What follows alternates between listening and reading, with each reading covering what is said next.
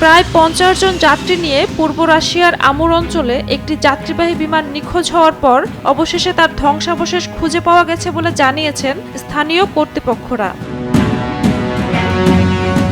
AN-24 মডেলের এ যাত্রীবাহী বিমানটি অবতরণের সময় দুর্ঘটনায় পড়ে এবং সঙ্গে সঙ্গেই আগুন ধরে যায়। টিন্ডা বিমানবন্দরের পরিচালকের ভাষ্য মতে, অবতরণের সময় বিমানটি মাটিতে ধাক্কা লাগার সঙ্গে সঙ্গেই দাউ দাউ করে আগুন ধরে যায়। উদ্ধার কাজে নিয়োজিত MI-8 হেলিকপ্টারের ক্রুরা দুর্ঘটনাস্থলের উপর দিয়ে উড়ে গিয়ে কোনো জীবিত মানুষের অস্তিত্ব দেখতে পাননি। এর আগে বিমানটি নিখোঁজ হওয়ার খবর জানায় কর্তৃপক্ষ। জানা যায়, আঙ্গারা এয়ারলাইন্সের এই ফ্লাইটটি চীন সীমান্তবর্তী আমুর অঞ্চলের টিন্ডা শহরের দিকে যাচ্ছিল এবং গন্তব্যের কাছাকাছি পৌঁছেই সেটির সঙ্গে সব ধরনের যোগাযোগ বিচ্ছিন্ন হয়ে যায়।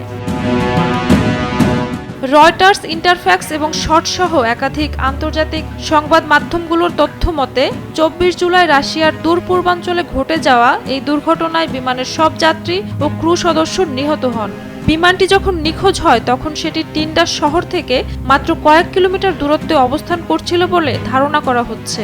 বিমানের ধ্বংসাবশেষ ইতিমধ্যে শনাক্ত করা হয়েছে এবং তদন্ত শুরু করেছে রুশ কর্তৃপক্ষ। ঝুমা মৃধা, বৈশাখী সংবাদ।